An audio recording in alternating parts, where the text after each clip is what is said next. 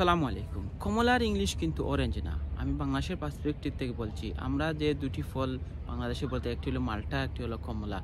Actually মাল্টার English হলো orange এবং কমলার ইংলিশ হলো ম্যান্ডারিন।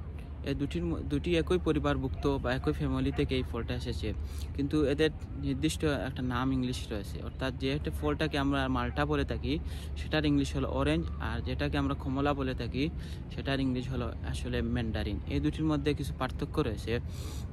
ম্যান্ডারিন বা কমলা হলো যেগুলো ইজি টু পিল, আপনি এগুলো খোসা ইজিলি ছড়াতে পারবেন। এগুলো অনেক বেশি জুসি হয়, রসালো হয় এবং সুইট হয়, এবং এগুলো অনেক পিস পিস করা যায়।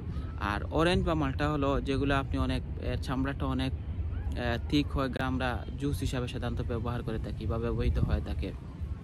এই হলো দুটির মধ্যে প্রাথমিক যেটা পার্থক্য। কমলার ইংরেজি যে ম্যান্ডারিন, এই ম্যান্ডারিন এর আবার বিভিন্ন নাম থাকে। যেমন যদি একটি স্মলার সাইজ হয়, যদি একটু ছোটো হয়, তাহলে এটাকে বলা হয় ক্লেমেন্টন।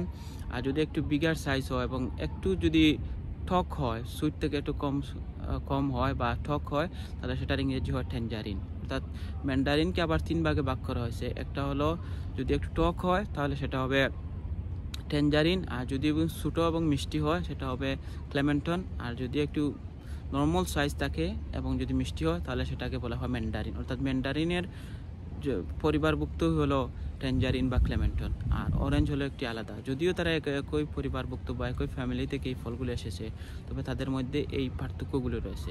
তাই আমি আবারও বলছি যে আমি বাংলাদেশের পার্সপেক্টিভ থেকে বলতেছি, যেগুলোকে আমরা মাল্টা বলে থাকি সেগুলোর ইংলিশ হলো অরেঞ্জ, আর যেগুলো আমরা কমলা বলে থাকি তার ইংলিশ হলো ম্যান্ডারিন, ট্যাঞ্জারিন বা ক্লেমেন্টন।